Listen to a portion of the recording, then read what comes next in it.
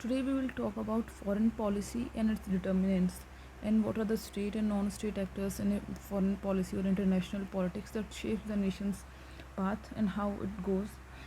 तो आज हम बात करते हैं what are the state actors, non-state actors in international politics. State actors हम बोलेंगे जो कंट्रीज़ होते हैं, जो मेन गवर्नमेंट्स होती है, उनको हम as a state actors count करते हैं जिनका इम्पैक्ट पड़ता है किसी भी नेशन की फॉरेन पॉलिसी पे. और दूसरे होते हैं नॉन स्टेट एक्टर्स, जैसे कि NGOs हो गए, MNCs हो गई, टेररिस्ट ऑर्गेनाइजेशंस हो गए, इंटरनेशनल ऑर्गेनाइजेशंस हो गए लाइक IMF, UN हो गया, सिविल सोसाइटीज़ हो गए, ह्यूमन राइट्स ग्रुप. तो ये जो सारे हैं ये नॉन स्टेट एक्टर्स में काउंट होते हैं और इनका इम्पैक्ट पड़ता है किसी भी कंट्री की फॉरेन पॉलिसी पे कि हाउ दे आर एक्टिंग और impacting the government and it's policies. अब हम देखते हैं कि फॉरेन पॉलिसी बेसिकली होता क्या है, कोई कंट्री इसको क्यों इतना डिलीजेंटली फॉलो करती है, इसका इम्पैक्ट क्या होता है हमारे डे टू डे लाइफ पे. अभी अगर हम वैसे डेफिनेशन के टर्म्स में बोले तो किसी भी स्टेट का प्लान्ड कोर्स ऑफ एक्शन होता है जो उसको अचीव चाहिए, जिसको अचीव करने के लिए अपने नेशनल इंटरेस्ट.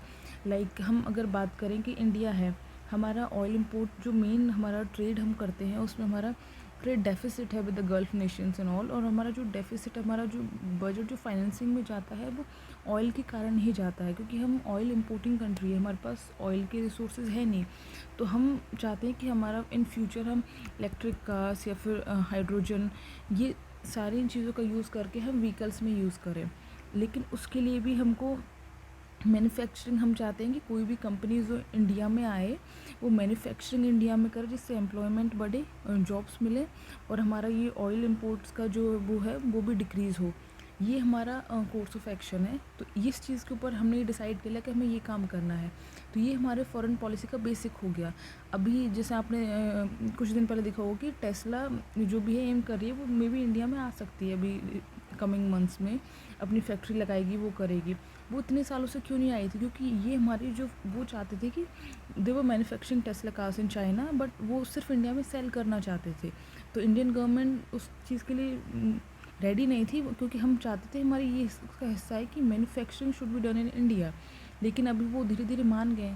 तो फॉरेन पॉलिसी बेसिकली यही होती है कि नेशनल इंटरेस्ट को ध्यान में रखे हुए तुमने कोर्स ऑफ एक्शन तैयार किया हुआ है अपना. अभी जैसे चाइना की एक BYD कंपनी थी, बिल्ड योर ड्रीम्स, जो कि वन ऑफ द लार्जेस्ट जो इलेक्ट्रिक व्हीकल्स मैन्युफैक्चरर है चाइना का, उनकी मोनोपोली टाइप में है वहाँ पे. वो भी इंडिया में इन्वेस्ट करना चाहती थी इलेक्ट्रिक उसके व्हीकल्स के उसमें. लेकिन इंडिया ने इस चीज़ के लिए मना कर दिया, क्योंकि ये हमारी फॉरेन पॉलिसी में जो नेशनल सिक्योरिटी है उसको हैम्पर कर सकता था इन फ्यूचर, क्योंकि चाइना कोई भी इन्वेस्टमेंट इंडिया में हमारी नेशनल सिक्योरिटी के लिए वो सेफ़ नहीं है. तो इस वजह से इस चीज़ को भी मना कर दिया. तो ये जो सारी चीज़ें होती हैं, हमारा क्या कोर्स ऑफ एक्शन रहेगा इन फ्यूचर, हम कहाँ एम कर रहे हैं, कहाँ जाना है. जैसे हमें ऑयल से, हम ऑयल इंपोर्टिंग कंट्री से हम हमारा ऑयल इंपोर्ट डिक्रीज़ करना है हमको इस चीज़ की. तो ये हमारी फॉरेन पॉलिसी को इम्पेक्ट करेगा. तो ये चीज़ इसका एक हिस्सा है. अभी हम फॉरेन पॉलिसी के डिटर्मिनेंट्स की बात करते हैं कि कौन सी चीज़ किसी देश का फॉरेन पॉलिसी डिटरमाइन करेगी. उसका इकोनॉमिक फैक्टर, कि उसकी इकोनॉमिक माइट कितनी है, उसका ट्रेड कितना है उसके साथ में. अभी जैसे हम बात करें USA और चाइना की, they are one of the major global economic powers. उनका ट्रेड बहुत ज़्यादा है आपस में, तो वॉर में जा नहीं सकते. उनकी इकोनॉमिक की वजह से ही जैसे USA है वो चाइना पे डिपेंडेंट है रेयर अर्थ मिनरल्स के लिए. तो वो उस चीज़ के कारण उसकी फॉरेन पॉलिसी पे फ़र्क पड़ता है, वर्ल्ड ऑर्डर का फ़र्क पड़ता है. अभी जैसे कोल्ड वॉर के टाइम पे अगर अपन देखें तो उस टाइम पे इंडिया था, उस टाइम पे दो थे, USA था, USSR था. उस टाइम पे हमारे पास ऑप्शंस थे कि हम इधर भी जाएं उधर भी जाएं, लेकिन we choose to became non aligned with any of them. तो हम नॉन अलाइंड मूवमेंट का पार्ट रहे उस टाइम पे. लेकिन अभी हमारे पास ऑप्शंस हैं. उस टाइम पे 1970s आते आते हम थोड़ा अलाइंड हो गए थे USSR से, हमारे पास कोई ऑप्शन नहीं था. लेकिन 1990s में जब USSR का ब्रेकअप हुआ, उसके बाद भी हमारे पास ऑप्शंस इतने थे नहीं. लेकिन धीरे धीरे वर्ल्ड ऑर्डर ग्रो किया है, डिफरेंट पावर सेंटर्स आ रहे हैं, तो अभी ऑप्शंस हैं अलग उनसे इंटरेक्ट करने के. अगली चीज़ है हिस्टोरिकल फैक्टर्स, इस चीज़ का इम्पैक्ट पड़ता है. अभी जैसे हम बात करते हैं कि India Pakistan should trade with each other, हमारे टाइज शुड बी नॉर्मलाइज्ड, ऐसा होना चाहिए. बट हम जो हिस्टोरिकल रॉन्ग डूइंग्स हैं उनको हम इग्नोर नहीं कर सकते. जो हमारा पार्टीशन हुआ था उस चीज़ को पीपल के माइंड से हम मिटा नहीं सकते, तो उस चीज़ का इम्पैक्ट अल्टीमेटली तुम्हारी फॉरेन पॉलिसी पे पड़ता है, हमारे ट्रेड पे पड़ता है, सब चीज़ों पे इम्पैक्ट करता है। अभी जैसे रशिया की बात करें तो historically after the world war 2 हम जो वेपन्स परचेज़ कर रहे हैं मेनली हम रशिया से कर रहे हैं। अभी हम उस चीज़ को डिक्रीज़ कर रहे हैं, बट जो मेन हमारा हम जो इम्पोर्ट करते हैं वेपन्स वो रशियंस होते हैं। तो अभी सडनली ऑल ऑफ सडन हम उनको कट तो कर नहीं सकते। तो वो चीज़ हमारे जो इंडिया रशिया रिलेशन है उस पर भी इम्पेक्ट करती है कि हमें रशिया के साथ में गुड टाइज़ रखने हैं, कैसे रखने हैं। तो हिस्टोरिकल फैक्टर उस चीज़ को इम्पेक्ट करता है। मिलिट्री पावर भी इसका एक हिस्सा है। सबसे जो मेन इंपॉर्टेंट फैक्टर जो शेप करता है फॉरेन पॉलिसी को वो होती है वहाँ की ज्योग्राफी। ये नेपोलियन ने भी कहा था कि one of the main important aspect of foreign policy is geography. अभी जैसे क्यों रशिया यूक्रेन वॉर हुआ, इसका मेन रीज़न क्या है? क्योंकि रशिया और यूक्रेन एकदम बॉर्डर, इनकी बॉर्डरिंग है ये। अगर ये रशिया यूक्रेन नेटो का मेंबर बनना चाहता था, अगर ये बन जाता तो इसको जो यूरोपियन कंट्रीज़ या नेटो है उसको एक्सेस मिल जाती है जो रशियन यूरोपियन प्लेन्स हैं उनकी। वो रशिया नहीं चाहता क्योंकि वो उसकी सिक्योरिटी को हर्ट कर सकता था। सेम विद इंडिया, क्योंकि इंडिया और जो नेपाल है हमारा ये बॉर्डरिंग एकदम बॉर्डर पे है। अगर चाइना नेपाल में आ जाता है किसी भी अपने इकोनॉमिक प्लान के थ्रू, मिलिट्री के थ्रू, तो इसका मतलब क्या, ये हमारे नदन जो प्लेन्स हैं, हमारे तराई रीजन है, उसमें सीधी ये एंट्री ले सकता है क्योंकि इंडिया और नेपाल के बीच में तो प्लेन रीजन है, माउंटेनस इतना है नहीं है। सेम विद भूटान, जो उस टाइम पे जो डोकलाम प्लेट्यू वाला जो एरिया था, जो फाइट चली थी, टसल चली थी इंडिया चाइना के बीच में, वो इसी कारण थी क्योंकि अगर वहाँ पे वो डोकलाम प्लेट्यू रीजन पे वो कंट्रोल कर लेते उस टाइम पे, तो उससे सीधा जो चिकन स्नैक था हमारा सिलीगुड़ी कॉरिडोर, वो उसके एकदम नियर है। नॉर्थ ईस्टर्न रीजन वहाँ से एकदम कट हो सकता है जो अपने 7 सिस्टर्स हैं। तो geography plays important role in foreign policy, इसी वजह से वो सब कुछ चला था। दूसरा है कल्चर। अगर हम देखें कि इंडिया की जो पॉलिसी एक्ट ईस्ट पॉलिसी है हमारी, क्योंकि इंडिया और साउथ ईस्ट एशिया है मेनली, जो इसको इंडो चाइना भी बोलते हैं हम, इसका जो इंडिया का कल्चरल इन्फ्लुएंस है ये साउथ ईस्ट एशियन नेशंस पे बहुत ज़्यादा है क्योंकि हिस्टोरिकली चोला एम्पायर यहाँ पे रहा था, हिंदुज़म यहाँ पे रहा था, बुद्धिज़्म का स्प्रेड यहाँ पे बहुत ज़्यादा है, रामायण के वेरियस जो टाइप्स हैं वो यहाँ पे प्ले में परफॉर्म किए जाते हैं। तो जो कल्चरल पेनिट्रेशन है इंडिया का बहुत ज़्यादा है।